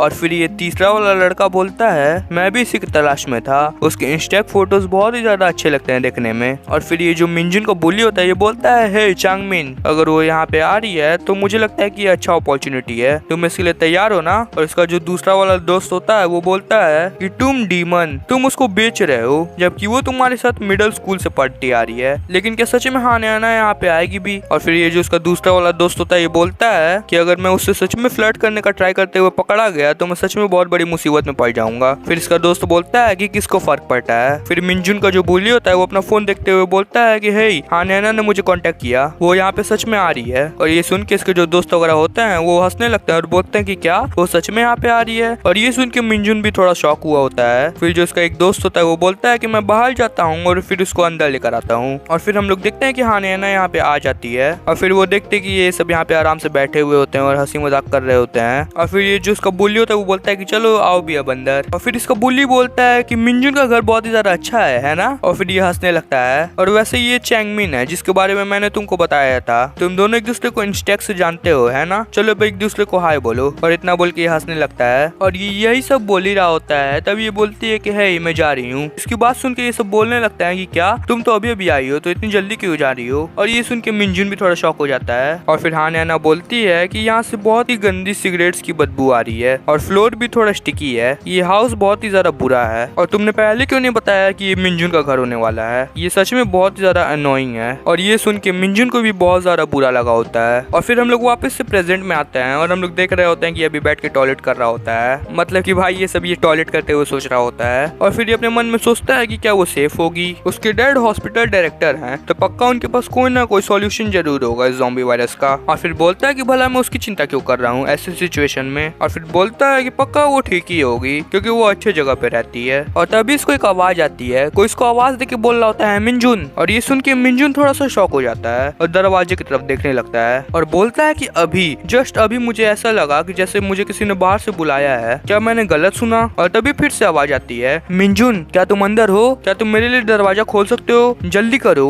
और ये सुन के मिनजुन भी थोड़ा सा शॉक हो जाता है और अपने मन में सोचता है कि ये आवाज ये तो हाना की है। और ये आवाज इसके रूम की खिड़की के बाहर से आ रही होती है और इसने खिड़की को पूरा कार्डबोर्ड वगैरह से कवर कर रखा होता है। और हम लोग देखते हैं ये और कोई सच में हाना ही है जो किसके खिड़की के बाहर बैठ के आवाज दे रही होती है इसको और बोल रही होती है कि तुम सच में अंदर हो ना, मैंने अभी अभी किसी की आवाज सुनी अंदर से। और तभी हम लोग देखते हैं कि ज़ॉम्बीज़ इसकी तरफ आने लगते हैं, जिसको देख के ये भी डर जाती है। और एक ज़ॉम्बी नहीं बहुत सारे ज़ॉम्बीज़ के पास आने लगते हैं और ये और जोर से खिड़की खटखटाने लगती है और बोलती है मिनजुन मिनजुन जल्दी से दरवाजा खोलो प्लीज, अगर तुम सच में अंदर हो तो रिस्पॉन्ड करो। और तभी इसकी बिल्डिंग का दरवाजा खुल जाता है और ये मिनजुन बाहर आ जाता है और चिल्ला के बोलता है कि जल्दी से अंदर आओ। और फिर जैसे वो अंदर आती है वो जल्दी से दरवाजा बंद कर लेता है और सारे ज़ॉम्बीज़ के दरवाजे के पास आके चिल्लाने लगते हैं। और हम लोग देखते हैं कि हाना डरी हुई होती है इसलिए जोर जोर से हाफ रही होती है और यहाँ के रूम में एक जगह पे बैठ जाती है। और इसको देख के मिनजुन कहता है कि हे क्या तुम ठीक हो, तुम यहाँ पे क्या कर रही हो। तभी हाना उसको पकड़ के रोने लगती है। और अब यहाँ से शुरू होता है हमारा चैप्टर नंबर 4 जिसका नाम है हाना एंड द बेसमेंट। हम लोग देखते हैं ये अभी मिनजुन को पकड़ के रो ही जा रही होती है, इसलिए मिनजुन से पूछता है कि क्या तुम ठीक हो। फिर हाना इसको छोड़ती है और इसको बोलती है थैंक्स मिनजुन, सच में अगर तुम आज यहाँ पे नहीं होते तो मैं भी मर चुकी होती।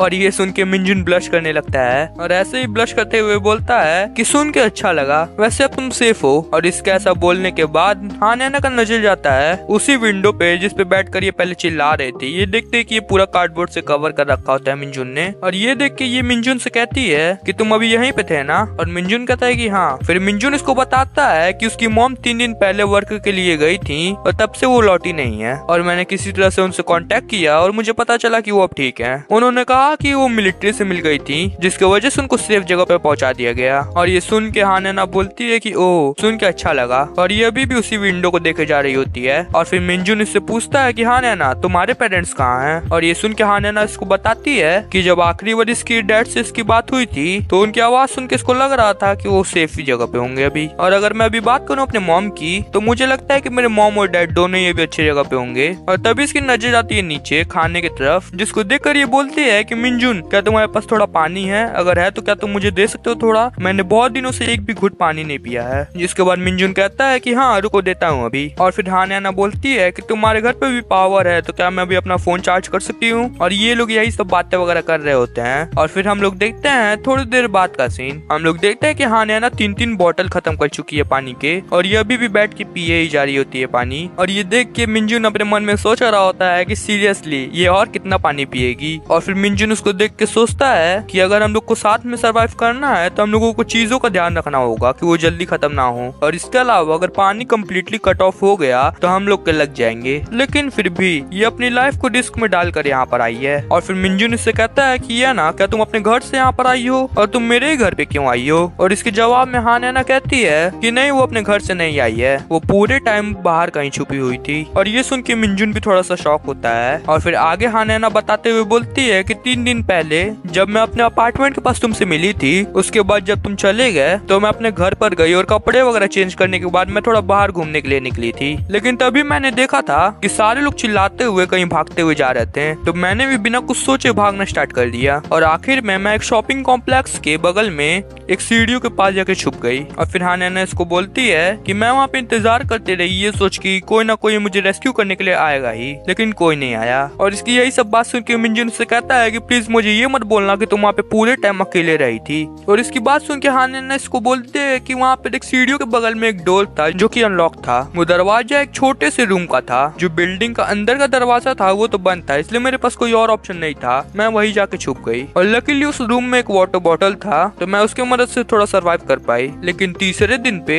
मैं अपने भूख और प्यास के लिमिट तक पहुंच गई थी और वो जगह मेरे घर से 1 किलोमीटर ही सिर्फ दूर था, इसलिए मैंने डिसाइड किया कि मैं उस जगह से भागने का कोशिश करूंगी, इस उम्मीद में कि कहीं ना कहीं रास्ते में उसको पुलिस या फिर मिलिट्री टाइप या फिर रेस्क्यू टीम मिल ही जाएगा। और फिर हम लोग देखते हैं कि हाना एक जगह के पास खड़ी होती है और वो देखते हैं कि ज़ॉम्बीज को जो कि इधर उधर चले जा रहे होते हैं। इन ज़ॉम्बीज को देख के हाना बोल रही होती है कि ये क्या है और ये ऐसे रोड पे क्यों चल रहे हैं। और फिर बोलते हैं कि लगता है कि मुझे किसी गली से जाना पड़ेगा। और हम लोग देखते हैं कि वो एक छोटे से गली से जाने लगती है और वो ऐसे करते करते मिंजुन के मोहल्ले के पास पहुंच जाती है। और वो देखते कि जहाँ से वो हमेशा अपने अपार्टमेंट की तरफ जाती थी, मतलब वो जो अमीरों वाला मोहल्ला था, उधर थोड़े ज़ॉम्बीज वगैरह होते हैं। तो वो डिसाइड करती है कि वो मिंजुन के घर की तरफ जाएगी। और हम लोग देखते हैं कि ये भागते भागते सोच रही होती है कि लगता है कि मैं मिंजुन के घर के पास पहुंचने वाली हूँ, मैं वहाँ पर एक बार जा चुकी हूँ, तो अगर मैं थोड़ा ध्यान से उसको याद करूँ तो मुझे शायद पता चल जाए कि वो कहाँ था उसका घर। मुझे पूरा यकीन है कि ये वही रास्ता है। और फिर वो मिंजुन को याद करते हुए सोचती है कि मिंजुन वो उस दिन अपने घर ही आया था 3 दिन पहले, तो प्रोबेबली वो अभी भी वहाँ पे होगा ही। और वो ऐसे ज़ॉम्बीज से छुपते हुए थोड़ा जा रही होती है और वो ज़ॉम्बीज को देख के सोच रही होती है कि क्या मैं इनको इन्फेक्टेड बोलूं। और फिर हम लोग वापस से प्रेजेंट में आते हैं, जहाँ पर हाना मिंजुन को बताती है कि वो इसी तरह से उन ज़ॉम्बी जैसे लोगों से बचते हुए कैसे भी करके उसके घर के पास आ गई। और उसके बाद जो हुआ वो मिंजुन को तो पता ही है। और ये सब सुन के मिंजुन कहता है कि अच्छा है, और वैसे तुम बहुत ज्यादा अमेजिंग हो, तुम्हारे अंदर हिम्मत है कि तुम बाहर निकली। और फिर हाना मिंजुन से बोलती है कि ये सच में एक रिलीफ था कि मिंजुन घर पे था। और फिर हाना अपने बाल बांधते हुए बोलती है कि मेरे पूरे बाल उलझ चुके हैं और मुझे बहुत ज्यादा पसीना भी हो रहा है। और फिर वो मिंजुन से पूछती है कि क्या अभी भी उसके घर पे पानी आ रहा है। और फिर मिंजुन इससे कहता है कि हाँ अभी भी मेरे घर पे पानी आ रहा है, और बोलता है कि तुम्हारे अंडर आर्म्स के साइड का भी कपड़ा पूरा भीग चुका है, तुम्हें सच में बहुत ज्यादा पसीना हो रहा है अभी, और तुमने शायद बहुत दिनों से कपड़े भी चेंज नहीं किए होंगे, तो अगर तुम्हारे पास अगर कपड़े नहीं है तो मैं तुमको अपने कुछ कपड़े दे सकता हूँ। और इसकी ये बात सुन के हाना थोड़ा ब्लश करने लगती है। और भाई फिर हाना इसको मारने लगती है और मारते मारते बोल रही होती है कि तुम क्या सच में पागल वागल हो, पहले मुझे सिर्फ शक था कि तुम एक लूजर हो, लेकिन अब मुझे पूरा यकीन है कि तुम एक लूजर हो। और ये भी इसको मारते मारते बोल रही होती है कि ये fucking son of bitch idiot. मुझे अब सुन के कोई भी ताजुब नहीं होता है कि वो पुलिस तुमको मारते क्यों थे। और ये मिंजुन ऐसे मार खाते हुए बोल रहा होता है कि क्यों, मैंने क्या किया, तुम मुझे मार क्यों रही हो। और फिर हम लोग देखते हैं कि हाना जाने लगती है और जाते जाते बोल रही होती है कि मेरे पास इतना एनर्जी भी नहीं है कि मैं तुम्हारे ऊपर बर्बाद करूँ इसको। और बोलते है कि ये सब छोड़ो, अगर बाथरूम में अभी भी पानी आ रहा हो तो क्या मैं नहा सकती हूँ। और हम लोग देखते हैं कि मिंजुन ऐसे बैठा हुआ होता है पिट के, और इसका रिप्लाई देते हुए बोलता है कि हाँ ठीक है जाओ। और हाना उसको बोलती है थैंक्स। और ये मिंजुन अभी भी बैठ के सोच रहा होता है कि आखिर हुआ क्या, आखिर उसने ऐसा मुझे मारना क्यों शुरू कर दिया, मतलब भाई कोई इंसान इतना गधा कैसे हो सकता है। और फिर हम लोग देखते हैं कि हाना नहाने लगती है और मिंजुन अकेले रूम में बैठा हुआ होता है और सोच रहा होता है कि जो भी हो अब मैं क्या करूँ। हाना के यहाँ पे आने से पहले मैं बाहर जाने का प्लानिंग कर रहा था, लेकिन अब हाना यहाँ पे आ चुकी है तो मैं अब उसको ऐसे अकेला छोड़ के नहीं जा सकता हूँ। और अगर हम यहाँ पे इंतजार भी करते रहे तो भी मेरे पास सिर्फ 1 महीने का ही खाना है, वो भी सिर्फ एक इंसान के लिए। अगर हम दोनों ही रुके और रेस्क्यू का इंतजार करते रहे तो हमारा सर्वाइवल टाइम और भी ज्यादा कट होके हाफ हो जाएगा। ये कितना होपलेस है। लेकिन हाना अभी मेरे घर पे नहा रही है, ये सच में अनबिलीवेबल है ज़ॉम्बी आउटब्रेक में। और फिर हम लोग मिंजुन का थोड़ा सा पास्ट देखते हैं। हम लोग देखते हैं कि मिंजुन अपने स्कूल में कहीं कॉरिडोर वगैरह में जा रहा होता है और तभी इसके सामने हाना आ जाती है और वो इसकी तरफ देखती भी नहीं है। और ये चीज की वजह से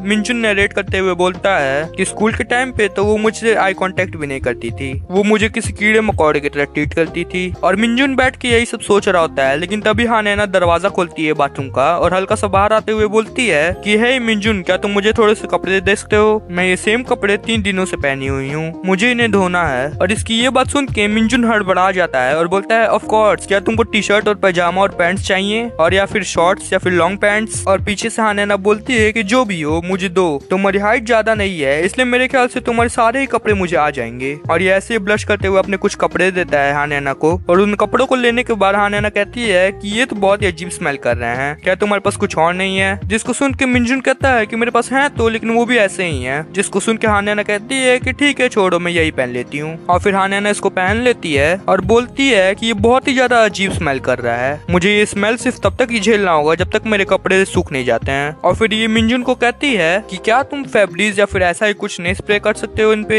जिसको सुन के मिंजुन कहता है कि मैंने इन्हें हाल ही में ही धोया था। और ये सुन के हानैना बोलती है कि देखा ऐसा ही होता है जब तुम एक छोटे से बेसमेंट में रहते हो, मैं स्मेल्स को लेकर सुपर सेंसिटिव हूँ तो समझने का ट्राई करो। मतलब कि भाई इस लड़की के नखरे तो इतने ज्यादा हैं, ये मिंजुन इसका इतना कुछ कहने के बाद भी सहे जा रहा है। मैं अगर होता तो इसके पहले बार में ही इसको घर से बाहर निकाल देता, जाए भाई रहे ज़ॉम्बीज़ के साथ। खैर छोड़ो, वापस अपने मानवा पे आते हैं। हानैना इसको ये सब बोलने के बाद जाने लगती है और जाते जाते भी बोल रही होती है कि ये कपड़ों का स्मेल, लेकिन जो भी हो मैं इसमें कुछ नहीं कर सकती अब। और फिर हंस भी रही होती है हा हा करके। और इसकी यही सब हरकतें देखकर मिंजुन अपने मन में सोच रहा होता है कि क्या वो अपने पर्सनैलिटी की वजह से ऐसी है या फिर वो सच में इतनी ज्यादा थॉटलेस है। सीरियसली ये ऐसे सिचुएशन में कपड़ों के स्मेल की चिंता कर रही है। और फिर हम लोग देखते हैं रात का सीन और अभी भी यहाँ पे ज़ॉम्बीज़ की आवाजें आई जा रही होती है हर जगह। और फिर हम लोग देखते हैं मिंजुन के घर के अंदर का सीन। यहाँ पर हानैना ने अपने कपड़े वगैरह डाल रखे होते हैं सूखने के लिए और यहाँ पे थोड़े बर्तन वगैरह भी रखे होते हैं, मतलब कि इन लोगों ने खाना वगैरह भी खा लिया। और हानैना यहाँ पे बोलती है कि हे मिंजुन, और मिंजुन कहता है हाँ। फिर हानैना बोलते है कि अब हम लोग क्या करें, यहाँ पर हमारे पास कुछ भी करने के लिए नहीं है और हमें यहाँ पर अभी रेस्क्यू के लिए इंतजार भी करना है ना। और इसकी ये बात सुन के मिंजुन कहता है कि हाँ सच बताऊं तो मैं यहाँ पे तुम्हारे आने के पहले किसी और लोकेशन पे जाने का सोच रहा था कल। और इसकी ये बात सुन के हानैना बोलती है कि क्या तुम पागल हो, यहाँ पर अभी भी हमारे पास खाना है तो आखिर बाहर जाके रिस्क क्यों लेना है? तुमको पता है मैं यहाँ पे आते आते लगभग मरी गई थी और अभी यहाँ पर तुम बोल रहे हो कि तुम यहाँ से जाने वाले थे कल, मैं तुम्हें ऐसा नहीं करने दूंगी। और इसकी ये बात सुन के मिंजुन कहता है कि नहीं, मैं ये नहीं कह रहा हूँ कि मैं जाने वाला हूँ, मेरा मतलब है कि मैं तुम्हारे यहाँ पे आने से पहले ऐसा करने का सोच रहा था, लेकिन अब तुम यहाँ पर आ चुकी हो तो मुझे लगता है कि हमें अब यहाँ पर ही रुकना होगा और रेस्क्यू के लिए वेट करना होगा। और इसकी ये बात सुन के हानैना कहती है कि अगर हम ऐसा करेंगे तो एक टाइम के बाद हमारा खाना खत्म हो जाएगा, तब हम लोग क्या करेंगे? और इसकी ये बात सुन के मिंजुन कहता है कि अगर ऐसा है तो हमें और ज्यादा सप्लाईज की जरूरत होगी और ज्यादा सप्लाईज के लिए मुझे लगता है कि जो ऊपर वाले घर हैं हमें उनमें सप्लाईज वगैरह ढूंढने होंगे और इकट्ठा करना होगा ताकि हमारे पास और भी ज्यादा सप्लाईज हो सके।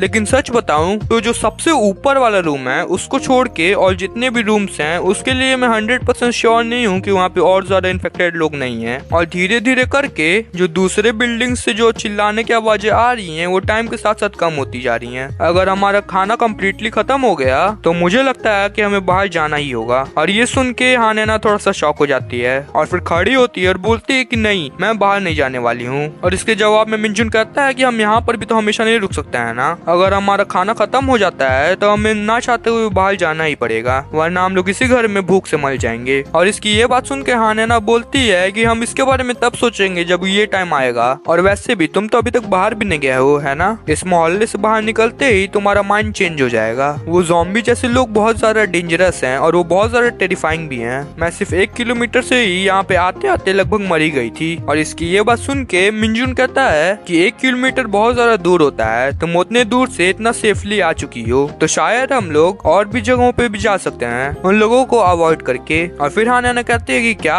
तुमको उन मॉन्स्टर्स से डर नहीं लगता है क्या? और इसका जवाब देते हुए मिंजुन कहता है तुमको भी पता है जैसे मुझे पता है, वो लोग सिर्फ ज़ॉम्बीज़ जैसे हैं, हमें अभी भी उनके बारे में बहुत कुछ समझना है, लेकिन जो मैंने विंडो से देखा उसके हिसाब से अगर वो तुमको काटते हैं तो तुम भी उनके जैसे ही बन जाओगे। तो मुझे लगता है कि वो लोग इन्फेक्शन की वजह से ही ऐसे बन जाते होंगे। और सच बताऊं तो मुझे फर्क भी नहीं पड़ता अगर मैं इन्फेक्टेड हो जाऊं तो मेरे लिए अब कुछ भी मैटर नहीं करता, मेरे पास वैसे भी कुछ खोने के लिए नहीं है। और इसकी ये बात सुन के हानैना थोड़ी देर चुप हो जाती है और फिर उसको बोलती है कि ये तुम्हारी सिचुएशन है लेकिन मुझे सरवाइव करना है, मुझे उनके जैसा नहीं बनना है, मुझे अगले साल यूएस जाना था अब्रॉड स्टडी के लिए। और इसकी ये बात सुन के मिंजुन कहता है कि तब बस एक ही तरीका है कि हम उन लोगों से कांटेक्ट अवॉइड करें, है ना? तुमने भी तो वो सब ट्राई किया लेकिन फिर भी तुम यहाँ पर आखिर आई गई है ना। यहाँ तक कि तुमने भी बोला कि तुम अभी भी एक भी बार उन ज़ॉम्बीज़ के द्वारा पकड़ी नहीं गई हो जब तक तुम मेरे घर पे नहीं पहुंच गई। उन इन्फेक्टेड लोगों के बारे में मैंने एक चीज नोटिस की है, वो लोग तुम पे रश नहीं करते हैं जैसे वो तुमको मारना चाहते हो। ये इस पे डिपेंड करता है कि उनको चोट कहाँ लगी थी। कुछ सिर्फ तुम्हारी तरफ चल के आते हैं नॉर्मली और कुछ ऐसे गिरे होते हैं हैं जैसे वो लोग मर चुके हों। और उसके अलावा उनके दौड़ने की स्पीड भी एक नॉर्मल इंसान के स्प्रिंटिंग से स्लो है। तो इसका मतलब कि तुम और मैं उनको बड़े ही आराम से अवॉइड कर सकते हैं। और हान्याना इसकी ये सारी बातें सुनी रही होती है। और फिर मिंजुन हान्याना से कहता है कि जब तुम बच्ची थी तो क्या तुमने कभी टैग खेला है। और ये सुन के हान्याना कहती है टैग। और इसके बोलने के तरीके से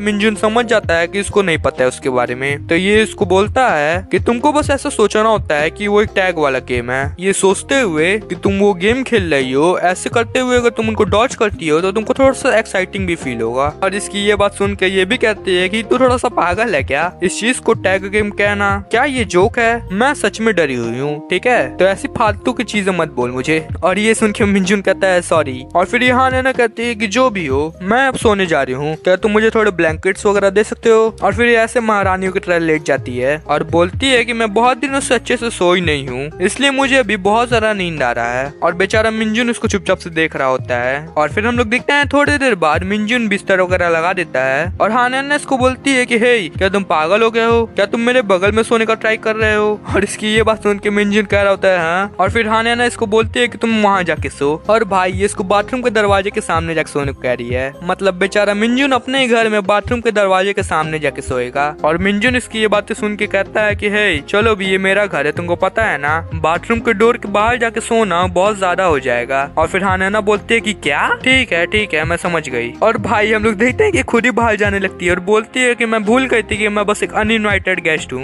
मैं बस ये कुछ सेकंड के लिए भूल गई थी, कोई बात नहीं मैं वहाँ पे जाके सो जाती हूँ, तुम वो कंफर्टेबल जगह ले लो, अब तुम खुश हो है ना। और मिंजुन इसको रोकने का कोशिश करने लगता है और भाई ये घर से बाहर जाने लगती है और बोलती है कि कोई बात नहीं मुझे बुरा नहीं लगा, मैं बस जाके बाहर सीढ़ियों पे सो जाती हूँ, अच्छे से सोना। मतलब कि भाई ये लड़की इसको कितना मैनिपुलेट कर रही है। और ये मिंजुन उसको रोकते हुए कहता है कि हे तुम्हारी दिक्कत क्या है, तुम यहाँ पर भी सो सकती हो आराम से। लेकिन हान्याना इसको बोलती है कि नहीं ये तुम्हारा घर है, तुम आराम से जाके सो, ठीक है, मेरे जैसे रैंडम इंट्रूडर की चिंता मत करो। फिर मिंजुन कहता है कि लेकिन इसका ये मतलब नहीं कि तुम घर से बाहर जाओ, यहाँ तक कि सीढ़ियाँ भी डेंजरस है अगर दरवाजा खुला हुआ रहा तो। और फिर हान्याना हंसते हुए बोलती है कि लूजर तो सच में बहुत ज्यादा हिलेरियस है, हे मैं मजाक कर रही थी, मैं बस किचन में जाके सोऊंगी। जिसके जवाब में मिंजुन कहता है कि कोई बात नहीं मैं किचन में जाके सो सकता हूँ। और फिर हान्याना बोलती है कि क्या, नहीं मैं मजाक कर रही थी, मैं वहाँ पे जाके सो जाऊंगी। फिर मिंजुन कहता है कि लेकिन फिर भी। और फिर हम लोग देखते हैं कि एट द एंड मिंजुन ही जाके किचन में सोता है और ये सोते सोते अपने मन में सोच रहा होता है तो आखिरी में बाथरूम के दरवाजे के पास मैं ही सोया, कोई बात नहीं मैं यहीं पे सो जाता हूँ अकेले, ये ज्यादा आसान होगा, कम से कम मैं घर के अंदर तो हूँ। फिर भी थैंक्स टू हान्याना अब मैं अकेला नहीं हूँ, आज उसने मुझसे बहुत ज्यादा बातें की। और हम लोग देखते हैं कि खिड़की के बाहर से अभी भी ज़ॉम्बीज़ की आवाजें आई जा रही होती हैं। और फिर हम लोग देखते हैं थोड़ी देर बाद का सीन, यहाँ पे कमरे में बहुत ज्यादा शांति होता है और इन लोगों ने कैंडल वगैरह जला रखा होता है और बाहर से अभी भी ज़ॉम्बीज़ की आवाजें लगातार आई ही जा रही होती हैं। और हम लोग देखते हैं हान्याना को जो कि बिस्तर पे सो रही होती है, लेकिन उसको देख के लग रहा है कि उसको नींद नहीं आ रहा है और ज़ॉम्बीज़ अभी भी बाहर चिल्ला ही जा रहे होते हैं। उसके बाद हान्याना मिंजुन से कहती है हे मिंजुन, और मिंजुन उठता है और इसको समझ में नहीं आता है कि क्या हो गया और वो उस रूम के डोर की तरफ देखता है जिसमें हान्याना सोई हुई होती है और उसको अंदर से हान्याना की आवाज आती है और हान्याना बोलती है कि अंदर आ जाओ और रूम में सो जाओ, यहाँ पर मुझे अंदर अकेले बहुत ज्यादा डर लग रहा है। अब यहाँ से हमारा चैप्टर नंबर 5 स्टार्ट होता है जिसका नाम है डोंट लीव मी अलोन। हम लोग देखते हैं कि हान्याना सोने की कोशिश कर रही होती है और मिंजुन एक जगह पे कोने में बैठा हुआ होता है। तभी हान्याना बोलती है ये आवाजें जब मैं सीढ़ियों के पास छुपी हुई थी तब मैंने इन आवाजों को काउंटलेस बार सुना था, लेकिन फिर भी ये उतना ही डरावना है। फिर हान्याना इससे बोलती है कि मुझे मेरी मॉम की याद आ रही है और हम लोग देखते हैं कि मिंजुन कुछ बोल नहीं रहा होता है, वो सिर्फ चुपचाप कोने में बैठ के इसकी बातें सुने जा रहा होता है। और फिर हम लोग देखते हैं अगले दिन सुबह का सीन, हम लोग देखते हैं हर तरफ ज़ॉम्बीज़ ही ज़ॉम्बीज़ होते हैं। और फिर हम लोग देखते हैं हान्याना को जो कि सो रही होती है और मिंजुन इसके बगल में खड़ा होकर इसको देख रहा होता है और बोल रहा होता है कि अब ये और कितने देर सोने वाली है। इसने कहा था कि ये उन डरावने आवाजों की वजह से सो नहीं पा रही है, लेकिन ये बोलने के बाद भी ये एकदम अच्छे से सो रही है। और फिर हम लोग देखते हैं थोड़ी देर बाद का सीन और हम लोग देखते हैं यहाँ पे 9 बज चुका होता है और अब जाके हान्याना उठती है और वो देखती है कि मिंजुन कपड़े पहन रहा होता है और मिंजुन भी इसको देखता है कि ये उठ चुकी है, तो फिर ये इसको बताता है कि ये सोच रहा था वापस से छत पे जाने का। और इसकी ये बात सुन के हान्याना चिल्ला के बोलती है कि हे क्या तुमने ये नहीं कहा था कि तुमको अभी भी कंफर्म नहीं है कि ऊपर इन्फेक्टेड लोग हैं कि नहीं, क्या होगा अगर अभी भी इन्फेक्टेड लोग ऊपर बच गए हों।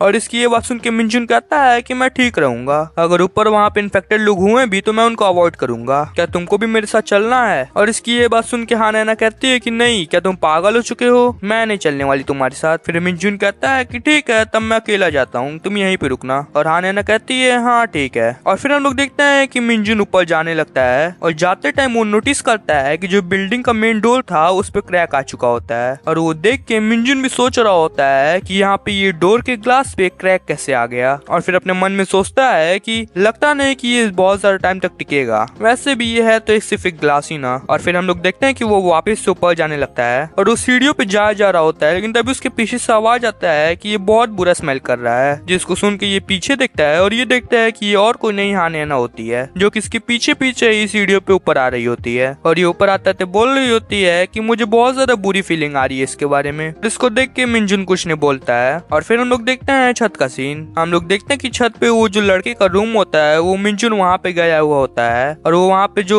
एक हिस्सा था जहाँ पे हर तरफ खून था, मिंजुन वहीं पे खड़ा होता है। और मिंजुन देख के शॉक हो जाता है क्योंकि वहाँ पे एक डेड बॉडी पड़ी हुई होती है, जिसको देख के मिंजुन अपने मन में सोच रहा होता है कि ये हिल नहीं रही है। और फिर हम लोग देखते हैं कि ये प्रे कर रहा होता है। प्रे करते हुए अपने मन में सोच रहा होता है कि कम से कम मैं इसके लिए प्रेयर तो कर ही सकता हूँ। और फिर हम लोग देखते हैं कि मिंजुन बाहर आता है और बाहर आते ही हानैना इससे पूछती है कि अंदर क्या कोई नहीं है, जिसके जवाब देते हुए मिंजुन कहता है कि है तो, लेकिन वो पहले ही मर चुकी है, मुझे लगता है कि अब अंदर जाना सही नहीं होगा। और इसकी बात सुन के हानैना कहती है हाँ। और फिर हम लोग देखते हैं कि मिंजुन और हानैना एक जगह पे बात कर रहे होते हैं। मिंजुन हानैना से बोलता है कि अगर हम लोग को रेस्क्यू टीम को बुलाना है तो हमें यहाँ पर छत पे आग वगैरह जलाना होगा, जिस धुआं हो या फिर थोड़ा लाइट वगैरह हो, ताकि उनको पता चल सके कि हम यहाँ पर हैं। लेकिन हमें एग्जैक्ट उसी टाइम पे आग जलाना होगा जब रेस्क्यू टीम का हेलीकॉप्टर यहाँ से जा रहा होगा। और इसकी ये बात सुन के हानैना कहती है कि कैसा होगा अगर हम पहले से ही जलाने के लिए कुछ तैयार रखें, तो जैसे ही हमें हेलीकॉप्टर की आवाज आएगी हम वो चीज जला देंगे। और इसकी ये बात सुन के मिंजुन कहता है कि आग जलने में टाइम लगता है ना, जब तक हम आग जलाएंगे तब तक हेलीकॉप्टर जा चुका होगा। फिर हम लोग देखते हैं हानैना कहती है कि क्या हमें दूसरे बिल्डिंग्स भी चेक करने चाहिए, क्या पता हमें और सर्वाइवर्स मिल जाएं। और फिर हम लोग देखते हैं कि वो चिल्लाने लगती है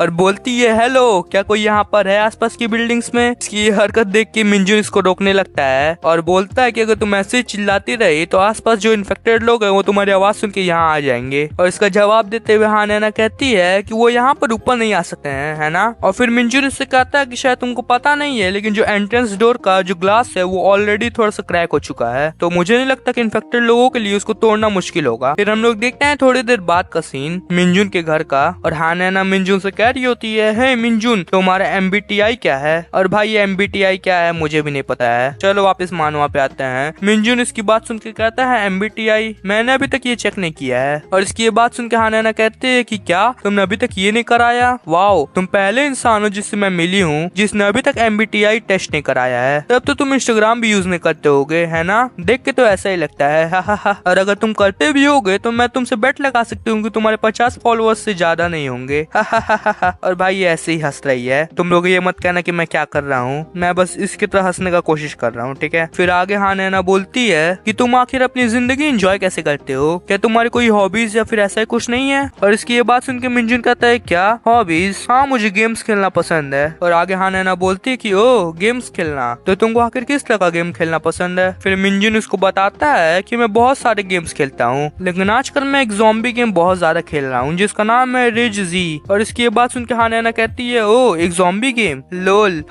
मेरा मतलब कि क्या तो रियल वर्ल्ड में ज़ॉम्बी एपोकलिप्स आ गया तो तुमको अब और ज़ॉम्बी गेम्स खेलने की और कोई जरूरत नहीं है, तुम रियल लाइफ में ज़ॉम्बी से लड़ सकते हो वैसे मुझे लगता है कि अगर तुम MBTI टेस्ट कराते भी तो मैं 100% बेट लगा सकती हूँ कि तुम पक्का एक इंट्रोवर्ट होगे। खुद को देखो तो तुम हमेशा गेम्स खेलते रहते हो अकेले, और तुम खाना भी अकेले खाते हो, और हमेशा तुम घर पे भी रहते हो, और स्कूल में भी तुम हमेशा लोगों से अलग ही रहते हो, तुम्हारे जैसा कोई एक्स्ट्रोवर्ट नहीं हो सकता है। और भाई मैं इसकी बात सुन के शायद थोड़ा थोड़ा समझ रहा हूँ कि MBTI क्या है, शायद ये उस तरह का टेस्ट होता होगा जिससे हमें पता चलता होगा कि हम इंट्रोवर्ट हैं या एक्सट्रोवर्ट हैं। आई होप कि तुम लोग समझ रहे होगे। खैर वापस मानवा पे आते हैं। फिर आगे हानैना बोलती है कि तुमको प्लानिंग करना पसंद है या फिर तुम एक स्पॉन्टेनियस हो। और उसका जवाब देते हुए मिंजुन कहता है कि ये बताना थोड़ा मुश्किल है, और अपने मन में सोच रहा होता है कि वाओ ये कितना ज्यादा बोलती है, हम लोग लिटरली कल मर सकते हैं, लेकिन फिर भी हम लोग यहाँ पर ऐसे बात कर रहे हैं। फिर हानैना इससे बोलती है कि हे तुमको क्या लगता है कि मेरा MBTI क्या होगा। फिर मिंजुन कहता है कि मुझे नहीं पता है क्योंकि मुझे इसके बारे में ज्यादा नहीं मालूम है। और फिर से ये अपने मन में सोचता है कि ज़ॉम्बी आउटब्रेक के पहले ये मेरी तरफ देखती भी नहीं थी, लेकिन अब लगता है कि मैं सिर्फ अकेला ही हूँ जिससे ये बात कर सकती है। लेकिन फिर भी मैं उस लड़की के साथ हूँ अभी जिसपे मुझे एक टाइम पे क्रश हुआ करता था। क्या ये चीज सही है? पहले से सिर्फ इस तरह से बात करने के बारे में सोचकर मैं खुश हो जाया करता था,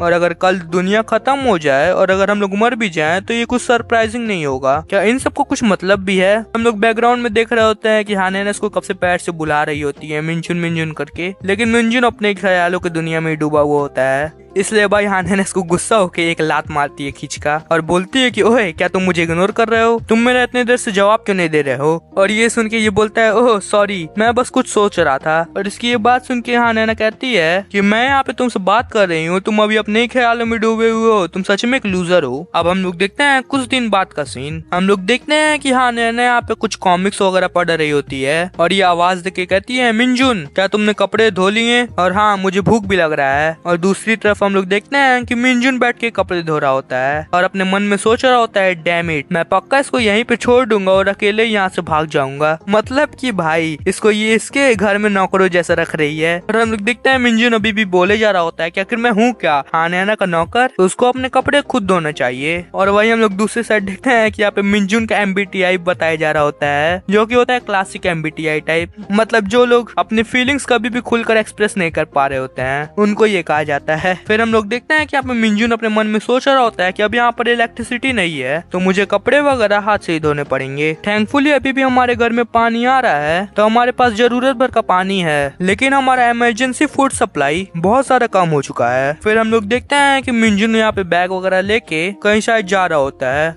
और वो याना से कहता है हे हाँ नैना मैं फिर से जा रहा हूँ, जिसको देख के कहती है हाँ फिर से लेट मत होना, ओके आधे घंटे के अंदर वापस से आ जाना, अगर तुमने फिर से इंतजार कराया मुझे तो मैं तुम्हारी जान ले लूंगी। और इसकी ये बात सुन के मिंजुन कहता है कि ठीक है समझ गया। फिर हम लोग देखते हैं यहाँ पे दरवाजा खुलता है और मिंजुन बाहर निकल के झाँकता है। फिर हमें यहाँ पे थोड़ा सा बताया जा रहा होता है कि यहाँ पे क्या कर रहा है मिंजुन। यहाँ पे मिंजुन दिन में एक बार अपने एरिया का पेट्रोलिंग करता है एंड ऑफ कोर्स सेफ रास्तों से। और भाई जिन लोगों को अभी भी समझ में नहीं आ रहा है कि ये क्या हो रहा है तो ये मैं फिर से याद दिला देता हूँ कि ये कुछ दिन बाद का सीन है। मतलब कि ज़ॉम्बी आउटब्रेक हुए अब बहुत ज्यादा दिन बीत चुके हैं और अब मिंजुन डेली पेट्रोलिंग के लिए जाता है हर दिन आधे घंटे के लिए। तो चलो अब वापस से मानवा पे आते हैं। यहाँ पे मिंजुन चलते हुए नरेट करता है कि बहुत दिनों तक इन्फेक्टेड लोगों को ऑब्जर्व और स्टडी करने के बाद मुझे समझ में आया है कि वो बहुत हद तक ज़ॉम्बीज की तरह ही बिहेव करते हैं, जैसे उन लोगों की तरह जिनको रेबीज होता है। वो जिंदा लोगों पे तो अटैक करते हैं लेकिन वो उन लोगों पे अटैक नहीं करते जो लोग मर चुके होते हैं ऑलरेडी या फिर ऑलरेडी इन्फेक्टेड होते हैं। तो ये कुछ ऐसा ही है और शायद ये अच्छे से देख भी नहीं सकते हैं। अगर तुम इनसे 50 से 100 मीटर दूर हो तो ये तुमको नोटिस नहीं कर पाएंगे, लेकिन इनकी सुनने की एबिलिटी बहुत ज्यादा खतरनाक है, इसलिए अच्छा यही होगा कि शांत रहा जाए। और साथ ही साथ दिन के टाइम पे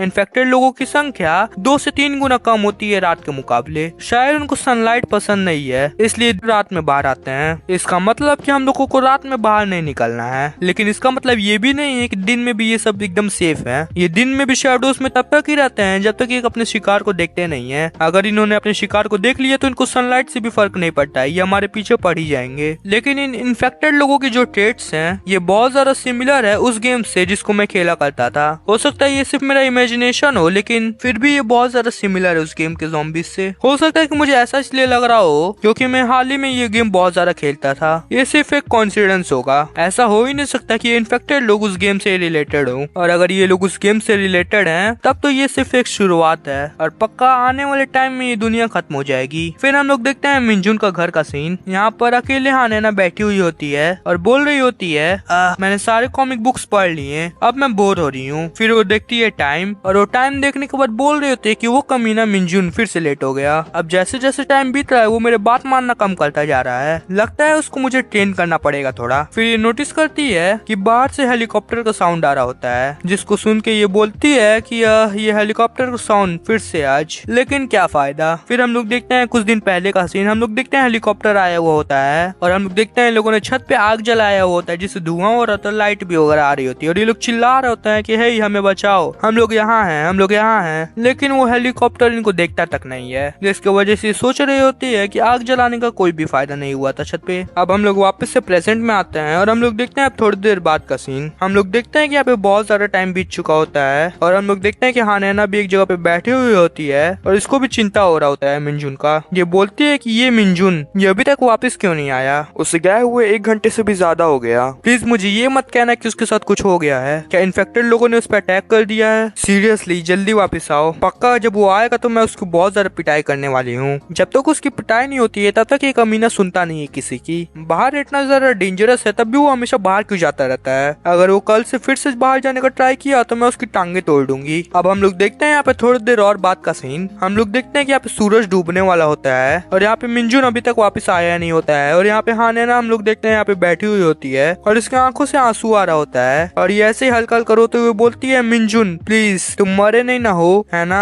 सूरज ऑलरेडी डूबने वाला है। तुमने मुझे बताया था ना कि इन्फेक्टेड लोग सूरज डूबने के बाद से ज्यादा आने स्टार्ट होते हैं। प्लीज मुझे ये मत कहना कि अभी ये वापस नहीं आने वाला है। और हम लोग देखते हैं कि ये रोने लगती है और रोते रोते बोल रही होती है कि प्लीज जल्दी वापस आ जाओ, प्लीज मुझे यहाँ पे अकेला मत छोड़ो। लेकिन तभी ये देखती है कि दरवाजा खुलता है और हम लोग देखते हैं कि मिनजुन वापस आ जाता है और वो आते ही कहता है हे हानैना ये देखो। और वो आगे बोलने वाला ही होता है लेकिन वो हानैना को रोता हुआ देख के चुप हो जाता है। फिर हम लोग देखते हैं कि हानैना इससे रोते हुए बोलती है कि कमीने तुम 3 घंटे लेट हो, क्या तुम मरना चाहते हो? और फिर वो बोलती है कि सीरियसली तुमको सही करने के लिए तुमको पीटना जरूरी है। और फिर वो इसको मारने के लिए आने लगती है लेकिन तभी मिनजुन चिल्ला के कहता है हे थोड़ी देर रुको और ये देखो पहले जो हेलीकॉप्टर आया था उसने बहुत सारे लीफलेट्स गिराए। मैं इनको हर जगह पे ढूंढता रहा जहाँ जहाँ पे इनको गिराया गया था और इसलिए मैं लेट हो गया। और इसकी ये बात सुन के हानैना कहती है क्या लीफलेट्स? और फिर वो जो लीफलेट होता है वो उसको अपने हाथ में लेती है और जो वो पढ़ती है उसको पढ़ने के बाद ये शॉक हो जाती है। ये इसको पढ़ने के बाद हैरान होकर कहती है कि क्या ऐसा कैसे हो सकता है? और बस यहीं पे हमारा चैप्टर नंबर 5 खत्म हो जाता है। और हाँ मुझे पता है कि मैं आजकल बहुत ज्यादा लेट वीडियोस डाल रहा हूँ तो उसके लिए सॉरी। देखो मैं चाहता तो हूँ कि मैं डेली वीडियोस डालूं लेकिन मुझे स्टडीज वगैरह भी करनी होती है इसलिए मुझे टाइम नहीं मिल पाता है वीडियोस बनाने का। बट फिर भी अब मैं ट्राई करूंगा कि जितनी जल्दी वीडियो हो सके मैं अपलोड कर दूं। और हाँ नेक्स्ट चैप्टर भी इसी चैनल पे आएगा तो चैनल को सब्सक्राइब कर लो और वीडियो को लाइक कर दो और कमेंट करना भी मत भूलना। वैसे सब्सक्राइब से याद आया मैंने अपने वाईटी स्टूडियो में देखा कि तुम में से 91% लोग वीडियो देखते तो हो लेकिन चैनल को सब्सक्राइब नहीं करते हो। तो प्लीज चैनल को सब्सक्राइब करो क्योंकि जब तुम लोग की तरफ से सपोर्ट आता है तो मुझे भी बहुत ज्यादा मोटिवेशन मिलती है वीडियोस बनाने की। तो चलो अब मिलते हैं मेरे अगली वीडियो में, तब तक के लिए बाय।